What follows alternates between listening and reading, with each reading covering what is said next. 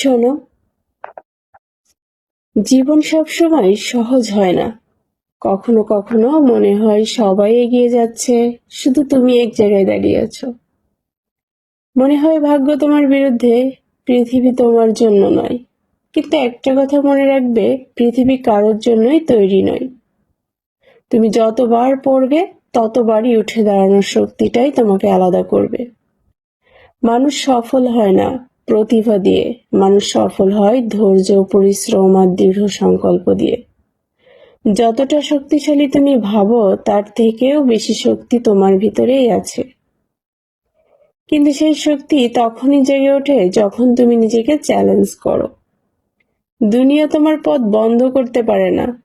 মানুষ তোমাকে অবহেলা করতে পারে, সমস্যা তোমাকে ভয় দেখাতে পারে, কিন্তু তুমি যদি ভেঙে না পড়ো, তাহলে কেউ তোমাকে হারাতে পারবে না। মনে রাখবে, যেখানে তুমি এখন দাঁড়িয়ে, এটা তোমার শেষ নয়, এটা কেবল তোমার যাত্রার শুরু। আজ তুমি হাল ছেড়ে দিলে আগামী দিনের সাফল্য কোথা থেকে আসবে?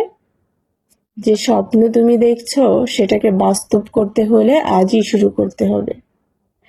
একবার ভাবো, তুমি কতবার ভেবেছো পারি না, কিন্তু পরে দেখেছো তুমি ঠিকই পেরেছো। তাহলে ভয়টা কোথায়? ভয় শুধু মাথায় থাকে, বাস্তবে না। কাজ শুরু করলেই ভয় দূর হয়, পথ স্পষ্ট হয়। আরেকটা কথা, সফল মানুষরা আলাদা কিছু করে না।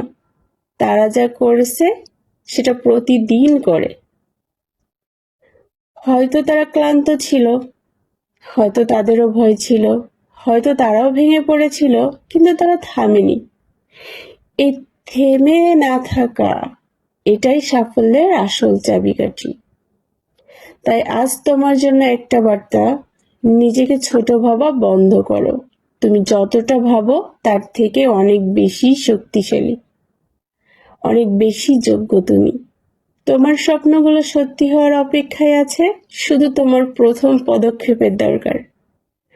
কারো কথাই থামবে না, কারো অবহেলায় ভাঙবে না, কারণ সন্দেহ নিজের উপর সন্দেহ করবে না।